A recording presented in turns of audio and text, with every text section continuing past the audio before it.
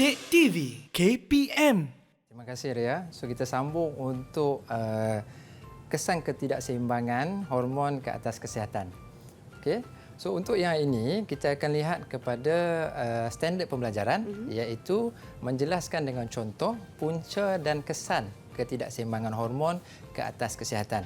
So untuk pengetahuan Ria dan murid-murid di rumah, so sebenarnya hormon ni dia perlu dirembeskan dalam kuantiti yang betul dan dalam kuantiti yang tepatlah. Apabila dia tidak dirembeskan dalam keadaan yang tidak tepat ataupun tidak betul, so dia akan menyebabkan ketidakseimbangan hormon. Ketidakseimbangan hormon akan menyebabkan masalah Ria. Okay. Dan masalahnya adalah daripada segi kesihatan dan keadaan-keadaan yang tidak normal. Okey. Dan biasanya ketidakseimbangan ini disebabkan oleh mungkin disebabkan beberapa faktor lah. Antaranya mungkin daripada segi gaya hidup, pemakanan dan juga mungkin terdedah kepada sinaran-sinaran yang berbahaya. Biasanya sinaran-sinaran yang berayon lah. Okey. So kita lihat dulu kalau kata kita tengok hormon tadi, hormon pertumbuhan. Hormon pertumbuhan tadi kita tahu fungsinya adalah untuk pertumbuhan, betul? Betul. Jadi jika kurang hormon pertumbuhan, jadi apa yang berlaku adalah pertumbuhan itu tak cukup. So dia jadi apa Ria? Jadi kerdil, betul? Betul. So kekerdilan. Kekerdilan adalah faktor kurang hormon pertumbuhan. Okey. Jika hormon itu berlebihan, dia akan menyebabkan masalah lain pula, iaitu akromegali. Akromegali ini adalah kegergasian. Sebab terlebih hormon tumbuh besar, so dia akan membesar lebih besar daripada julat besar ketinggian yang biasalah. Contohnya kalau orang Melayu tak sampai 2 meter rasanya kan. Tapi disebabkan tu akromegali dia jadi lebih besar daripada biasa. Okey, dan pertumbuhan untuk jika terlebih hormon juga dia akan menyebabkan pertumbuhan yang tidak terkawal. Okey. Kita tengok antidiuresis pula. ADH ni adalah hormon yang dirembeskan oleh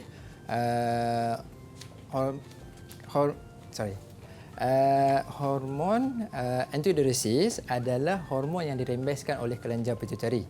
Kelenjar pituitari dia antidiuresis ni dia mengawal penyerapan air. Okay. So kalau kata dia kurang hormon antidiuresis, so air itu tak dapat diserap. Masalah serap lah. Jadi penghasilan urin tu berlebihan dan dia akan menyebabkan kita rasa dahaga. Dan lebih teruknya dia akan dapat penyakit iaitu penyakit dipanggil penyakit diabetes insipidus, iaitu keadaan di mana urin terlalu banyak dan juga dia akan menyebabkan sentiasa dahaga. Itu diabetes insipidus. Kalau terlebih hormon antidiuresis ni, dia akan menyebabkan sakit kepala dan pening. Itu untuk antidiuresis. Bagi hormon tiroksina, iaitu kelenjar tiroid, bagi kekurangan hormon tiroksina ni dia akan menyebabkan masalah metabolisme. Kan hormon tiroksina ada kaitan dengan metabolisme, betul? Betul. Jadi bagi yang kekurangan hormon tiroksina, dia akan menyebabkan metabolismenya rendah. Bila metabolismenya rendah, dia akan menyebabkan selalu sejuk. Mudah sejuk. Mudah sejuk itu adalah sebahagian. Lepas tu kita kata pengembangan fizikal dan mental terbantut bagi kanak-kanak, iaitu dikenali sebagai kretinisme. Dan untuk orang dewasa pula, dia akan kurang tenaga. Kita panggil myxedema. Dan cenderung untuk menjadi gemuk disebabkan kadar metabolisme yang rendah. Okay. Dan penyakit biasanya yang ada kaitan dengan kurangnya hormon tiroksina adalah penyakit goiter di bahagian leher ini kan. Okey, kalau lebihan hormon untuk tiroksina pula adalah terlebih metabolisme. Metabolisme dia tinggi. So dia akan sentiasa berpeluh dan sentiasa rasa panas. Orang yang ada terlebih hormon tiroksina, dia susah nak tidur. Dia kuat makan tetapi badan dia kurus. Itu dia punya masalah untuk yang ada hormon terlebih hormon tiroksina. Okay. Dan kalau kita lihat orang yang ada ni, dia bola mata dia tu akan keluar, menonjol keluar dan ada bengkak pada leher. Disebabkan bengkak pada kelenjar tiroid. Itu masalah hormon tiroksina. Okey, ini adalah hormon lelaki. So kalau kekurangan hormon ni, masalah lelaki dia lambat akil balik. Muka lambatlah akil baliknya. Dan bilangan sperma pun akan jadi rendah disebabkan kurangnya hormon testosteron. Kalau terlebih pula, apa masalah dia? Dia akan menyebabkan sifat kelakian kepada wanita. Macam mana? Setakat tu boleh ya, Ria? Kita sambung. Boleh, cikgu. Okey. Untuk hormon perempuan, kita tengok dulu progesteron. Hormon progesteron ni adalah hormon yang bertanggungjawab untuk penempelan embrio kan.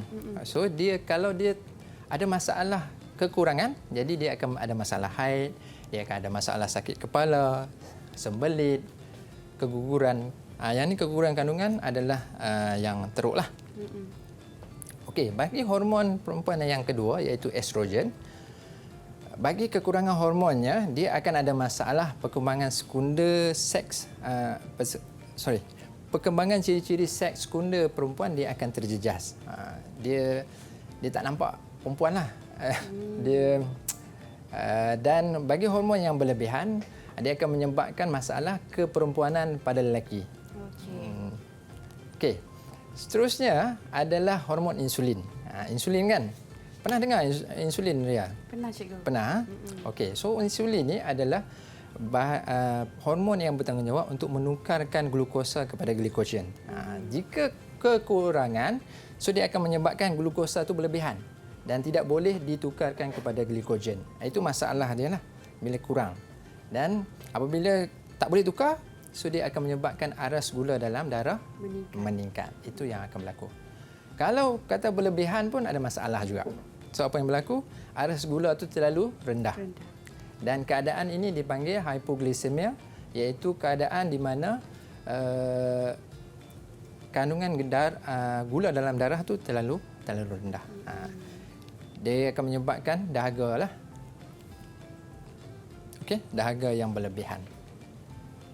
Okey, itu adalah kesan jika kurang ataupun berlebihan bagi hormon. So kalau Ria faham, saya nak uji Ria. Boleh? Boleh, cikgu. Boleh. Okey, bagus. Saya suka semangat Ria tu kan. Okey. So kita tengok soalan. Baik, bagi soalan ini, kelenjar endokrin kelenjar endokrin manakah yang boleh mengakibatkan kesan akromegali jika hormon dirembeskan secara berlebihan?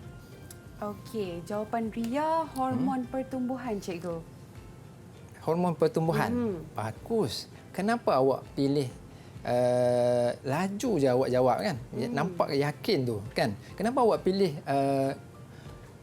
hormon pertumbuhan? Okey, sebabnya kita tahu hormon pertumbuhan ni, cikgu, dia bertanggungjawab untuk tumbuh besaran. Dan bila berlebihan hormon pertumbuhan ini, ia akan mengakibatkan kegergasian ataupun kita panggil tadi akromegali, cikgu. Okey, bagus. Itu adalah jawapan yang betul dan juga jawapan alasan sebab awak bagi itu adalah alasan yang betul.